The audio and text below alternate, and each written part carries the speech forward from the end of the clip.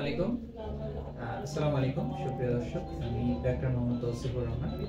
আজকে আমরা একজন ক্যান্সার জয়ী সাক্ষাৎকার নিব। আমাদের আজকে ক্যান্সার জয়ী শুকুর আলী চাচা।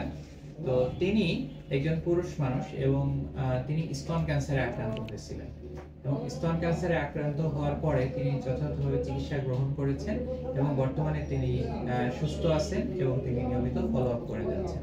তো আজকে আমরা তার কাছে তার অভিজ্ঞতার কথা শুনবো। আসসালামু আলাইকুম। আচ্ছা, আপনি ক্যান্সার হওয়ার পর থেকে আপনি এখন কেমন আছেন? এখন খুব ভালো আছি। বগুড়াতে যে খুব ভালো।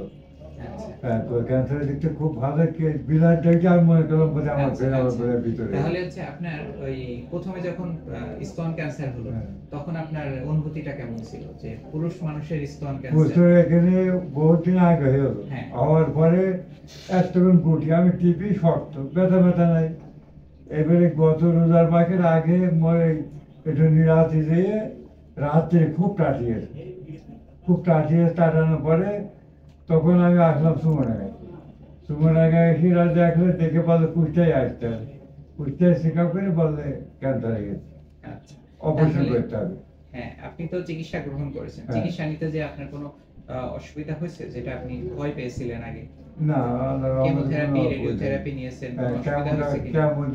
একটু অসুবিধা হলো, চুল টুল সব পড়ে গেল, আবার তো চুল গজায় গেছে।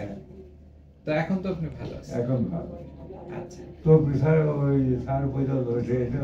আচ্ছা, ঠিক আছে, এখন ভালো, চুল দাড়ি পড়ে। আচ্ছা, তাহলে সাধারণ মানুষের উদ্দেশ্যে আপনি বলেন যে তাদের যদি ক্যান্সার হয় তাহলে তারা কি করবে, বা তাদের উদ্দেশ্যে একটু তাদের পাঠাবে কেন? তাদেরকে কি বলবেন? চিকিৎসার কথা বলবেন? হ্যাঁ, চিকিৎসার কথা বলবো। সবকিছু আমি বগুড়ায় যে ভালো হয়েছি, আমি রাজশাহী দেখাচ্ছি, রাজশাহী ডাক্তার বগুড়ায় পাঠিয়ে হলো। বগুড়ার ডাক্তারের দেখি আল্লাহর রহমতে ভালো। তারপরে এই যে মোবাইলে দুটো ওষুধ খেয়ে আল্লাহর রহমতে ভালো। এগুলো আমি মেলাতে বলেছি। পুরুষেও স্তন ক্যান্সার হতে পারে, এই ব্যাপারটা তাহলে মানুষকে বলতে হবে যে পুরুষ মানুষেরও স্তন ক্যান্সার হতে পারে এবং সেটা চিকিৎসার মাধ্যমে সেটাও এখানে কুষ্টিয়াতে আমি কয়েকটা পেয়েছি, 3-4টা পেয়েছি। আরো আচ্ছা, তাই পুরুষের মধ্যেও হয়, অনেকেরই হয়। তো আর হচ্ছে আপনি কিছু বলেন আমার আব্বা যখন একটা হয় আমরা খুব ভয় পেলাম।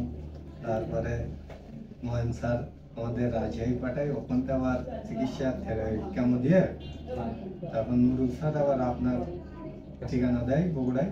তারপরে আমরা আবার বগুড়ায় গিয়ে তারপরে আবার কুষ্টায় বগুড়ায় গেলাম। ঠিক আছে প্রিয় দর্শক, আজকে আমরা একজন পুরুষ স্তন ক্যান্সার জয়ীর আমরা সাক্ষাৎকার নিলাম।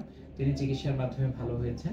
ক্যান্সার কোনো লজ্জার বিষয় না, পুরুষ মানুষেও স্তন ক্যান্সার হতে পারে এবং চিকিৎসার মাধ্যমে সেটা থেকেও নিরাময় সম্ভব। আসুন আমরা নিজে সচেতন হই, পরিবার এবং সমাজকে সচেতন করি। আমার আপনার সকলের ঐকান্তিক প্রচেষ্টায় দূর হোক ক্যান্সার চিকিৎসার সকল অন্তরে। সবাই ভালো থাকবেন। অসংখ্য ধন্যবাদ। আসসালামু আলাইকুম।